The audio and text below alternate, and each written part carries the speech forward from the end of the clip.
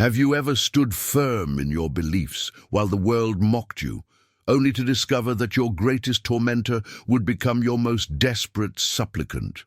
Today's narrative plunges into the raw humiliation of public ridicule, yet carries within it a transformative message about grace under fire, the power of forgiveness, and how faith proves itself not through words, but through actions when darkness falls and all other lights fail. The medication cart rattled against the tile floor. Grace Whitmore steadied herself against the hospital corridor wall, her navy blue scrubs still crisp despite 12 hours into her shift at St. Mercy General. The worn leather Bible in her pocket pressed against her hip, a familiar weight she'd carried through 3 years of night shifts in the cardiac intensive care unit. At 28, she'd seen more death than most people witness in a lifetime, and that small book had become her anchor through every code blue, every grieving family, every moment when medical science reached its limits.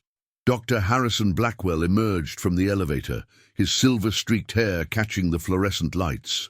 At 47, he commanded the cardiology department with the precision of a Swiss watch and the warmth of an Arctic wind.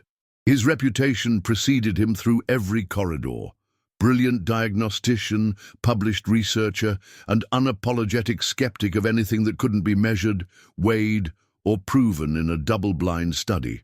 The stethoscope around his neck might as well have been a crown, the way younger residents scattered from his path. "Whitmore," he called out, his baritone voice cutting through the ambient hospital noise. "Conference room, now." Grace followed, noticing how other nurses averted their eyes. The monthly staff meeting had been moved up without warning, and the tension in the air felt thick enough to suture. Inside the conference room, 30 members of the cardiac unit had assembled, from attending physicians to nursing assistants. Grace found a seat near the back, her fingers unconsciously finding the Bible's outline through her pocket fabric. Dr. Blackwell stood at the podium, his presence commanding immediate silence. "Before we discuss the new protocols, I need to address something that's been brought to my attention." His steel-grey eyes found Grace with surgical precision. "Nurse Whitmore, would you care to explain why you were seen praying with the Morrison family yesterday?" The room temperature seemed to drop 10 degrees. Grace stood slowly, aware of every eye upon her. "Mr. Morrison had just received his terminal diagnosis, Dr. Blackwell. His wife asked if I would pray with them, and you thought that was appropriate." The doctor's voice carried the kind of controlled fury that made interns quit their residencies. "In my unit, we practice medicine, not medieval superstition. I was off the clock, and they specifically requested, 'I don't care if you were on Mars.'" He picked up a medical journal from the podium, its pages marked with yellow tabs. "This is the 21st century. We have ECMO machines that can oxygenate blood outside the body. We have artificial hearts that can keep people alive for years. We have targeted gene therapies that can rewrite cellular programming, and you're peddling fairy tales to vulnerable patients." Grace felt heat rise to her cheeks, but her voice remained steady. "Faith and medicine aren't mutually exclusive, Dr. Blackwell. I've never once compromised patient care for my beliefs." "Haven't you?" He opened the journal to a marked page. "Studies show that patients who rely on prayer often delay seeking proper medical treatment. They develop false hope that impedes their ability to make rational decisions about end-of-life care. Your little prayer sessions could literally cost lives." "That's not..." "What's next, Whitmore? Healing crystals, essential oils. Should we replace our defibrillators with laying on of hands?" Nervous laughter rippled through the room. Some of the residents were actively smirking, eager to see someone else in the crosshairs for once. "You want to know what I believe in? I believe in empirical evidence. I believe in peer-reviewed research. I believe in the 400 years of scientific progress that dragged humanity out of the Dark Ages, where people like you would have been burning herbs to ward off demons instead of administering antibiotics." Grace's hands trembled slightly, but she kept them flat against her thighs. "I've never refused to administer any treatment. I've never suggested prayer as an alternative to medicine. I simply offered comfort to a family in their darkest hour. Comfort. He practically spat the word. You mean false comfort? You mean lies dressed up as kindness? He turned to address the room at large. This is what happens when we lower our standards, when we let emotion override reason. Nurse Whitmore may be competent with an IV, but she's infected with the same delusion that's held back human progress for millennia. That's enough. The voice came from Helena Rodriguez, the unit's senior nurse, her 20 years of experience lending weight to her interruption. Grace is one of our best. Our best what? Dr. Blackwell's voice rose slightly, a crack in his usual composure. Our best medieval throwback? Our best practitioner of wishful thinking? He pulled out his phone, scrolling to something. Let me read you something Nurse Whitmore posted on social media last week. Sometimes the greatest miracles happen not in the healing of the body, but in the peace that surpasses understanding when healing doesn't come. He looked up, his expression one of profound disgust. Peace that surpasses understanding. That's what you're teaching our patients, to give up, to accept death because some Bronze Age book tells them there's a magical afterlife waiting? Grace found her voice again, though it came out barely above a whisper. I've held the hands of more dying patients than I can count, Dr. Blackwell. Sometimes medical science has done all it can do. Sometimes all we can offer is presence, compassion, and yes, hope for something beyond the suffering. Hope. He laughed, but there was no humor in it. Hope is what we create in the laboratory. Hope is what we publish in medical journals. Hope is what we achieve through decades of rigorous study and experimentation, not through whispering to an imaginary friend in the sky. He paused, seeming to collect himself. Nurse Whitmore, you have a choice. Keep your delusions to yourself completely and absolutely, or find another unit. I won't have you contaminating my department with your intellectual weakness. The silence that followed felt like a held breath. Grace nodded once, her jaw tight. I understand your position, Dr. Blackwell. Good. Now sit down so we can discuss something that actually matters. As Grace returned to her seat, she caught glimpses of various reactions around the room. Some colleagues looked sympathetic, but remained silent. Others seemed uncomfortable with the public humiliation.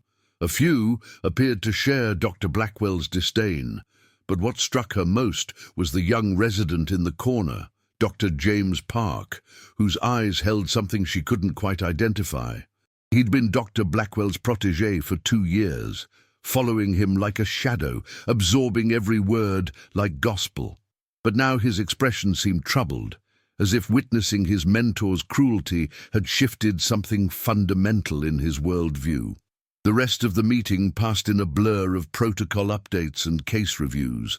Grace took notes mechanically, her mind elsewhere. When it finally ended, she was the first to leave, walking quickly to the supply closet where she could have a moment alone. She leaned against the metal shelving, surrounded by boxes of gauze and surgical tape, and finally allowed herself to feel the full weight of the humiliation. A knock on the door interrupted her solitude. Helena Rodriguez entered, her expression sympathetic. Grace, I'm sorry. He had no right. He's the department head, Grace replied, straightening boxes unnecessarily to avoid eye contact. He has every right. Having authority doesn't make him right. Helena paused. You know half the nurses here have faith of some kind. We keep it quieter. Maybe that's what I should have done. No. Helena's voice was firm. The Morrisons needed what you gave them. I was there, remember? I saw the peace that came over them after you prayed. That wasn't delusion or false hope. That was real comfort in the face of the incomprehensible. Grace finally looked at her colleague. He's brilliant, though. Dr. Blackwell, he's saved more lives than anyone else in this hospital. Being brilliant doesn't excuse being cruel. Helena pulled something from her pocket, a small folded note. Dr. Park asked me to give you this. Quietly. Grace unfolded the paper. In neat handwriting it read, Your faith takes more courage than his skepticism. Don't let him break you. JP. She folded the note carefully, tucking it into her pocket next to her Bible. Thank you for bringing this to me. There's something else, Helena said, lowering her voice. Dr. Blackwell's been under tremendous pressure lately. The hospital board's been investigating some irregularities in his research funding. Nothing proven, but, well, when powerful people feel threatened, they often lash out at easier targets. Before Grace could respond, their pages went off simultaneously. Emergency in room 314. They rushed from the supply closet, professional instincts overriding personal troubles. The patient was Marcus Thompson, a 43-year-old construction worker who'd been admitted 2 days prior with unstable angina. He was conscious but pale, sweat beading on his forehead. Pressure's dropping, Grace reported, reading the monitors. 70/40. Dr. Blackwell appeared moments later, having been paged from his office. He assessed the situation with characteristic efficiency. Get me an EKG portable chest X-ray and prepare for possible cath lab activation. Whitmore, start a dopamine drip. 5 micrograms per kilogram per minute. They worked in synchronized precision, years of training overriding any personal animosity. Grace established a second IV line while Dr. Blackwell examined the patient, his hands steady and sure. For all his flaws, she had to admit he was exceptional in a crisis. Mr. Thompson, Dr. Blackwell said, his voice now holding the perfect blend of authority and reassurance he reserved for patients. We're going to take excellent care of you. The medication we're giving you will help stabilize your blood pressure while we determine exactly what's happening. The EKG results came back, showing significant ST elevation. Dr. Blackwell's expression grew grave. Acute MI. Get him to the cath lab now. Call the on-call interventional team. As they wheeled Mr. Thompson toward the elevator, his hand shot out, grabbing Grace's arm. Am I dying? His eyes were wide with terror. Before Dr. Blackwell could deliver one of his clinically accurate but emotionally sterile responses, Grace squeezed the patient's hand. You're in the best possible hands, Mr. Thompson. Dr. Blackwell is going to do everything possible to help you. The patient's grip tightened. Pray for me. Grace felt Dr. Blackwell's eyes boring into her, but she didn't hesitate. I'll be praying the entire time you're in there. Marcus Thompson managed a weak smile before the elevator doors closed. An hour later, word came back that the intervention had been successful. Dr. Blackwell had placed 2 stents, restoring blood flow to the affected coronary artery, another life saved by his skilled hands. Grace continued her rounds, checking on post-operative patients, adjusting medication drips, documenting vital signs. The routine of nursing helped steady her nerves. Near the end of her shift, she passed Dr. Blackwell's office. The door was slightly ajar, and she could hear him on the phone, his voice uncharacteristically strained. I don't care what the preliminary findings suggest. The research is solid. No, that's impossible. Every grant dollar is accounted for. Fine. Schedule the meeting. But this is a waste of everyone's time. The phone slammed down with enough force that Grace jumped. She hurried past, not wanting to be caught eavesdropping. But Helena's earlier words echoed in her mind. Powerful people under threat. Easier targets. 3 days passed in professional détente. Grace kept her Bible hidden, her prayers silent, her faith invisible. Dr. Blackwell treated her with cold efficiency, acknowledging her only when medical necessity demanded it. The other staff members navigated the tension carefully, like ships avoiding an underwater mine. On Thursday evening, Grace was assigned to the night shift. The unit was quieter than usual, with only 12 of the 20 beds occupied. She made her rounds methodically, checking on each patient, ensuring their comfort. In room 307, she found Mrs. Morrison, whose husband had passed 2 days after the prayer that had sparked Dr. Blackwell's tirade. I wanted to thank you, the elderly woman said, clutching Grace's hand. Those last moments of peace you gave us, they meant everything. I'm so sorry for your loss, Grace replied softly. Don't be sorry. 53 years we had together. And because of your prayer, He left this world knowing he was loved, both by me and by something greater. She pressed something into Grace's hand, a worn wooden cross on a simple chain. This was his. He would want you to have it. Grace felt tears prick her eyes. I can't accept this. You must. It's not valuable to anyone but us. And now you. Mrs. Morrison smiled through her own tears. Don't let that awful doctor crush your spirit, dear. The world needs more people like you, not fewer. After Mrs. Morrison was discharged, Grace held the wooden cross up to the light. It was simple, probably hand-carved, with years of handling having worn it smooth. She fastened it around her neck, tucking it beneath her scrubs where it rested against her heart. The night wore on uneventfully until around 2 in the morning, when Grace heard a strange sound coming from the medication room. She approached cautiously, then froze. Through the small window in the door, she could see Dr. Blackwell. He was hunched over the narcotic cabinet, his hands shaking as he struggled with a vial. Even from her limited vantage point, she could see he was in distress. His face was grey, sweat soaking through his shirt. She pushed open the door. "Dr. Blackwell?" He spun around and she gasped. His pupils were dilated unevenly, his breathing labored. The vial in his hand fell, shattering on the floor. It was morphine. "Get out!" he slurred, but the words lacked his usual authority. He stumbled, catching himself on the counter.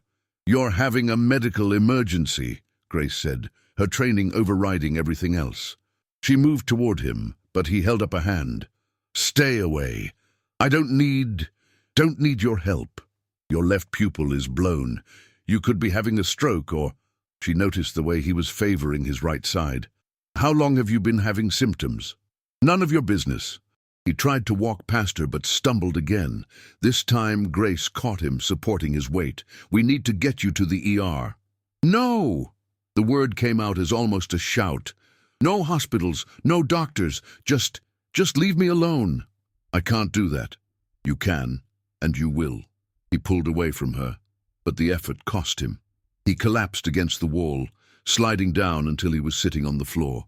"If this gets out, if they find out." "Find out what?" But even as she asked, pieces clicked together. The late nights in the medication room, the pressure from the board, the investigation Helena had mentioned.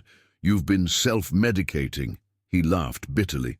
Self-medicating, such a clinical term for it. He looked up at her, and for the first time since she'd known him, Harrison Blackwell looked vulnerable. "Migraines. Started 6 months ago. Cluster headaches, actually. You know what they call those? Suicide headaches, because the pain is so severe that people actually—" He trailed off. "And the morphine was the only thing that worked. At first, just during the attacks. Then," he shrugged, the movement clearly painful, "then more often. And now something's wrong. Really wrong." Grace knelt beside him, automatically checking his pulse. Rapid and thready. "You need immediate medical attention. This could be an overdose, a stroke, an aneurysm." "Then let it be." His voice was quiet now, defeated. "My career's over anyway. The board knows about the missing medications. They'll piece it together. Everything I've built, everything I've achieved, gone. Your life isn't over because your career might be." He looked at her with those uneven pupils, one blown wide, the other a pinpoint. "Isn't it? I'm a doctor who became an addict. A department head who stole from his own hospital. A researcher whose work will now all be questioned. Without my career, I'm nothing. You're a human being in crisis who needs help. From you?" The sneer was weak, but present. "The nurse who thinks her invisible friend in the sky cares about our insignificant lives." Grace sat back on her heels, studying him. "You know what? You're right. By your logic, I should leave you here. After all, medical science can fix this, right? You don't need compassion or hope or any of those things you mocked. You just need the right chemical intervention." Fear flickered across his face. "You wouldn't I? You humiliated me in front of our entire department. You called my faith a delusion, a weakness, a contamination. Why should I help you?" He was quiet for a long moment. When he spoke, his voice was barely a whisper. Because you're not like me." The words hung between them, heavy with implication. Grace closed her eyes, feeling the weight of the wooden cross against her chest, remembering Mrs. Morrison's words. "The world needs more people like you." "You're right," she said finally. "I'm not like you." She pulled out her phone. "But not in the way you think. What are you doing?" "Calling for help, but not an ambulance." She dialed a number from memory. After 3 rings, a familiar voice answered. "James, it's Grace. I need you to come to the medication room in cardiac, quietly, and bring your emergency kit." Dr. Park arrived within minutes, his face grave as he assessed the situation. He examined Dr. Blackwell with quiet efficiency, checking pupils, reflexes, vital signs. "Possible hemorrhagic event," he said quietly to Grace. "We need imaging immediately." "No hospitals," Dr. Blackwell insisted weakly. James and Grace exchanged glances. Then James said, "The research wing. There's an MRI there, and it's closed at night. I have access." Together, they helped Dr. Blackwell to his feet, supporting him between them. The journey to the research wing felt endless, their footsteps echoing in the empty corridors. Grace found herself praying silently with each step, not for a miracle but for wisdom, for steady hands, for time. The MRI revealed what James had suspected, a small brain bleed, likely triggered by the combination of severe hypertension from the cluster headaches and the respiratory depression from the morphine. It was serious, but not immediately life-threatening if managed correctly. "We can treat this here," James said, his voice steady despite the circumstances. "IV medications to reduce the intracranial pressure, careful monitoring." But Harrison, he used his mentor's first name for perhaps the first time. "You need to come clean about everything. The addiction, the stolen medications, all of it." Dr. Blackwell closed his eyes. "My career—" "Your career might survive if you're honest," Grace interrupted. "Addiction is a medical condition. The hospital has programs. But if you hide this, and something worse happens—" "Why?" He opened his eyes, focusing on her with difficulty. "Why are you helping me? After everything I said, everything I did." Grace was quiet for a moment, considering her words. "You asked me once if I thought prayer could heal. I don't know if prayer heals bodies, but I know that choosing compassion over contempt can heal souls. Maybe not in the way you'd measure in a clinical trial, but in ways that matter. I don't believe in souls. You don't have to. But you're here, alive, getting treatment, because 2 people you've wronged chose to help you anyway. What would you call that in your empirical worldview?" He was silent for a long time. Finally, he said, "Statistically improbable." James set up an IV line with practiced ease, administering medications to reduce the brain's swelling and manage the pain. Grace monitored his vitals, watching for any signs of deterioration. The 3 of them existed in a strange bubble of crisis and calm, the research wing tomb quiet around them. Around 4 in the morning, Dr. Blackwell's condition stabilized. His pupils were still uneven, but less dramatically so. His speech was clearer, his vitals steadier. "I need to tell you both something," he said, his voice stronger but somehow smaller, "about why I really hate religion." Neither Grace nor James spoke, letting him find his words. "When I was 7, my younger sister Rebecca got leukemia, acute lymphoblastic. This was 40 years ago. Treatment options were limited but not hopeless. 60% survival rate with the protocol available then." He paused, struggling with the memory. "My parents were devout, evangelical. They believed that God would heal Rebecca if their faith was strong enough. So they prayed, they fasted, they had the whole congregation laying hands on her." Grace felt her heart sink, already knowing where this was going. "They refused chemotherapy, said it would show lack of faith. The doctors begged them, but they were convinced God would provide a miracle." His voice cracked slightly. "She died 6 months later, in agony, begging for help that never came. And my parents, they said it was God's will, that she was in a better place, that their faith just hadn't been strong enough." "Harrison," James said softly. That's not faith. I know what it is now.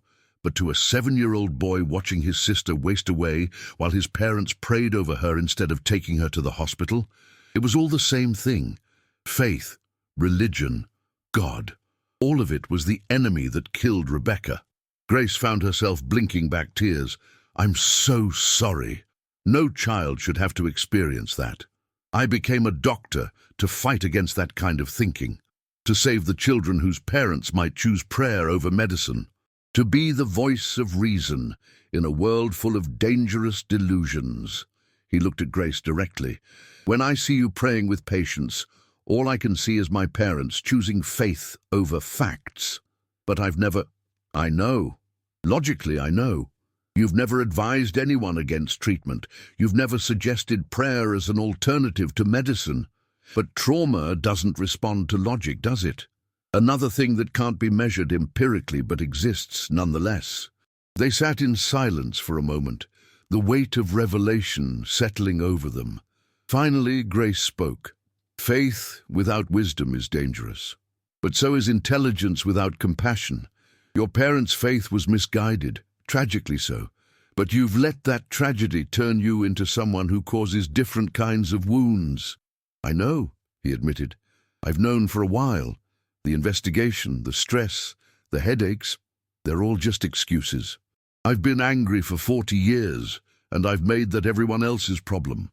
The question is, James said, what are you going to do about it now? Dr. Blackwell was quiet for a long time. Then he said, I need help, real help, not just for the addiction, but for everything else. The hospital has programs, Grace said. Confidential ones for physicians. The board might be more lenient if you voluntarily enter treatment. And after, if I get to keep my license, my position, how do I face everyone after they know? With humility, Grace said simply, the same way anyone faces their failures and tries to do better. He laughed, but it was different from his usual bitter sound. This had a note of genuine, if pained, amusement. Humility, not exactly my strong suit. It's a learned skill, James offered, like any other. As dawn light began to filter through the windows, they prepared to move Dr. Blackwell to a more appropriate setting. James had contacted a trusted colleague who could admit him discreetly for treatment while maintaining his privacy. Grace, Dr. Blackwell said as they waited for transport, that prayer you did with the Morrison family, what did you pray for? She considered the question. Peace, comfort, the strength to face what couldn't be changed, and gratitude for the time they'd had together, not for healing. Mr. Morrison was dying, we all knew that. Sometimes the most honest prayer isn't for a miracle, but for the grace to accept reality while still believing in something beyond it. I don't understand that. How you can accept suffering and still believe in a loving God. Because I don't believe God causes suffering. I believe He meets us in it.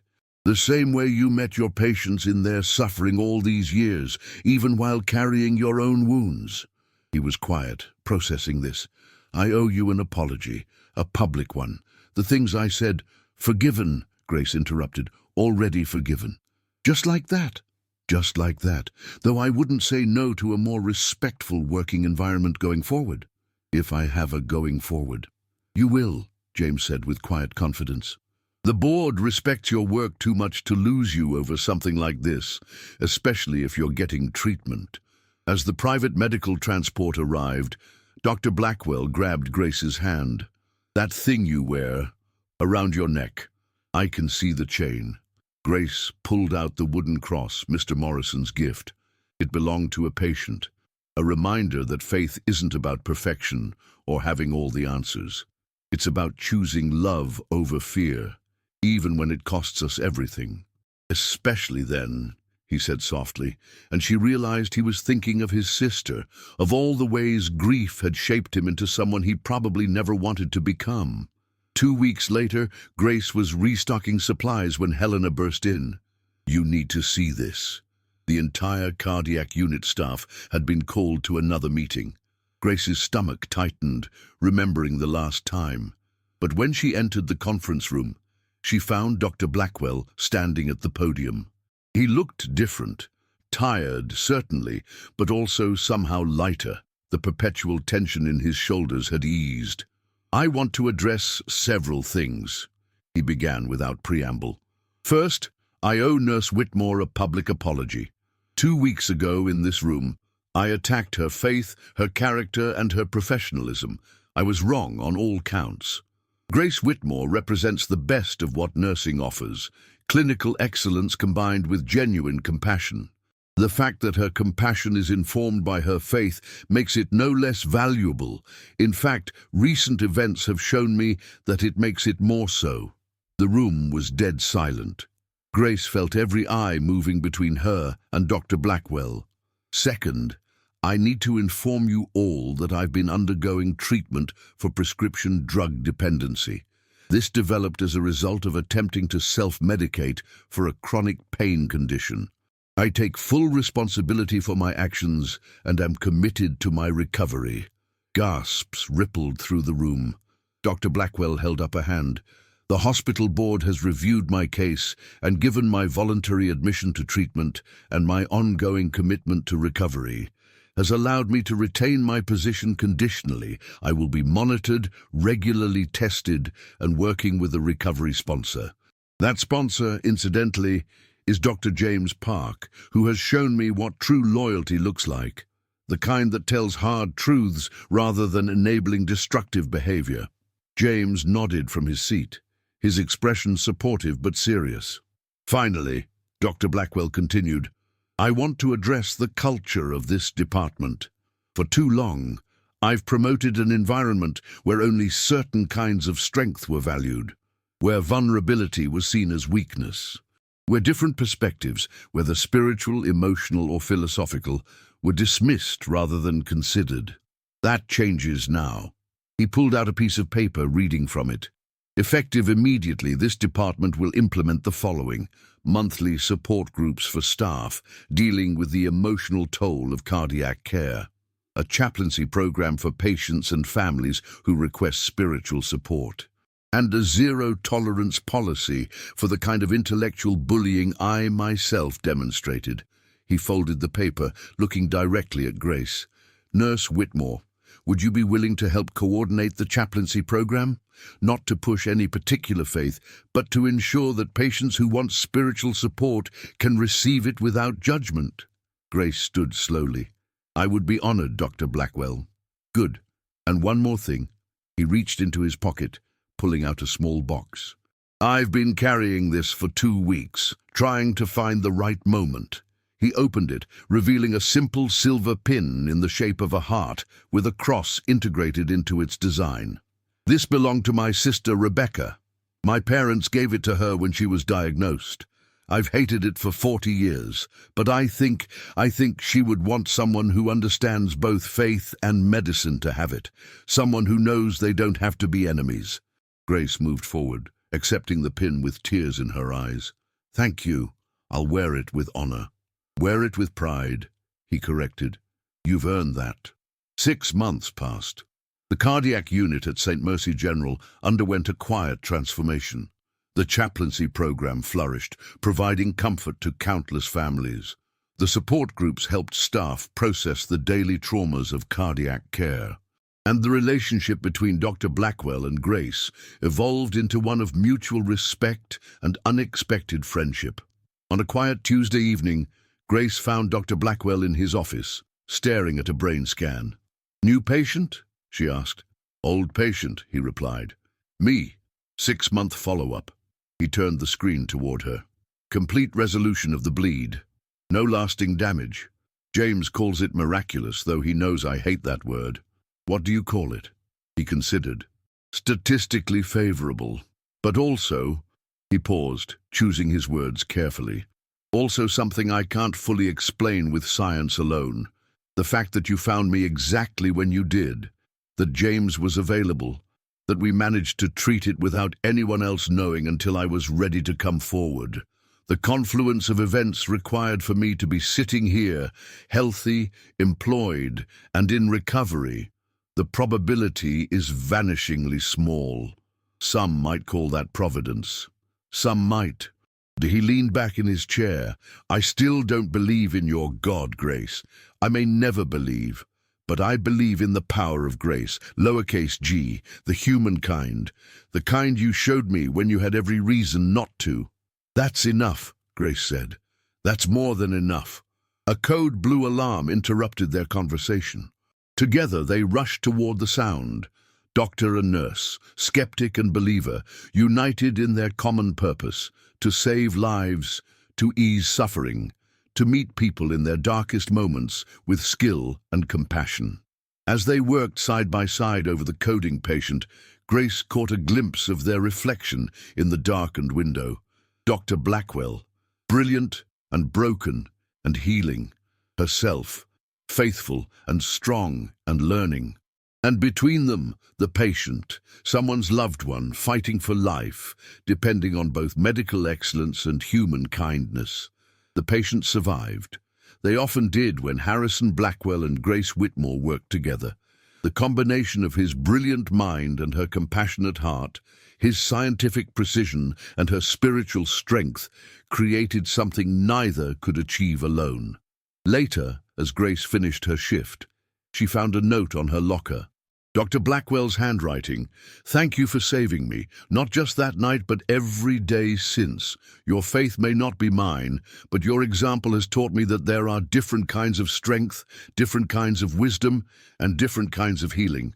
Some of them can't be measured or proven, but they're real nonetheless. H.B. She held the note for a moment, then placed it carefully in her Bible, next to the first note from James Park and a photo Mrs. Morrison had sent of her late husband. These small artifacts of grace, evidence of transformation, proof that even the hardest hearts could change. The next morning brought new challenges, new patients, new opportunities to practice both medicine and mercy. Grace arrived early, as always, and found Dr. Blackwell already there, preparing for a complex surgery. Nervous? She asked, noticing the slight tremor in his hands, not from withdrawal or illness now, but simple human anxiety about a difficult case. Terrified, he admitted, something he never would have said before. 8-year-old girl, same age Rebecca was. You'll save her. How do you know? I don't, Grace said honestly, but I know you'll give everything you have to try. And I'll be praying the whole time. Still think that makes a difference. I think it can't hurt, and maybe, in ways we don't understand, it helps. He nodded, accepting this. Will you pray for steady hands, clear thinking, and if it goes badly, I'll pray for grace for all of us. The surgery was successful. The little girl would live to see 9, 10, hopefully 90. Dr. Blackwell emerged from the OR exhausted but triumphant. He found Grace waiting with coffee and a smile. Your prayers work, he said, half joking. Or your skills do. Maybe both, he conceded. Maybe that's the point. Not faith or medicine, but faith and medicine. Not in opposition, but in harmony. That sounds like wisdom, Dr. Blackwell. Please, he said, accepting the coffee gratefully. After everything, I think you can call me Harrison. Harrison, she agreed. And you can call me crazy, but I think you're starting to believe in something more than what you can measure. Maybe, he admitted, maybe I'm starting to believe that what we can't measure might be just as important as what we can. That the spaces between heartbeats, the moments between breaths, the choices between cruelty and kindness, maybe that's where the real mysteries live. And maybe that's enough theology for one morning. Grace laughed. We have rounds in 10 minutes. As they walked toward the cardiac unit together, the morning sun streamed through the hospital windows, casting long shadows and brilliant light in equal measure. The wooden cross around Grace's neck caught the light, as did the silver pin on her collar. Rebecca's pin, a symbol of faith and loss and redemption intertwined. The cardiac unit hummed with its usual controlled chaos. Monitors beeped, families waited, nurses prepared medications with practiced precision. Life and death coexisted in every room, hope and despair balanced on the edge of each diagnosis. And in the midst of it all, Two unlikely allies continued their work, saving bodies and souls in ways neither fully understood, but both had learned to respect. The transformation wasn't complete. Harrison still questioned more than he believed, and Grace still believed more than she could prove. But they had found a middle ground, a place where science and spirit could coexist, where brilliant minds and compassionate hearts could work together toward a common goal. And in that collaboration, in that choosing of grace over judgment, forgiveness over fury, something sacred emerged. Not the kind of sacred that could be defined in catechisms or measured in laboratories, but the kind that lived in the space between two people who had every reason to remain enemies and chose instead to become healers of bodies, of souls, and ultimately of each other. The story didn't end there, of course. Life in a cardiac unit never truly ends. It cycles, rhythmic as a heartbeat, constant as breath. There would be more patients, more crises, more moments when faith and medicine would dance their complex dance. But something fundamental had shifted in the culture of St. Mercy General's cardiac unit.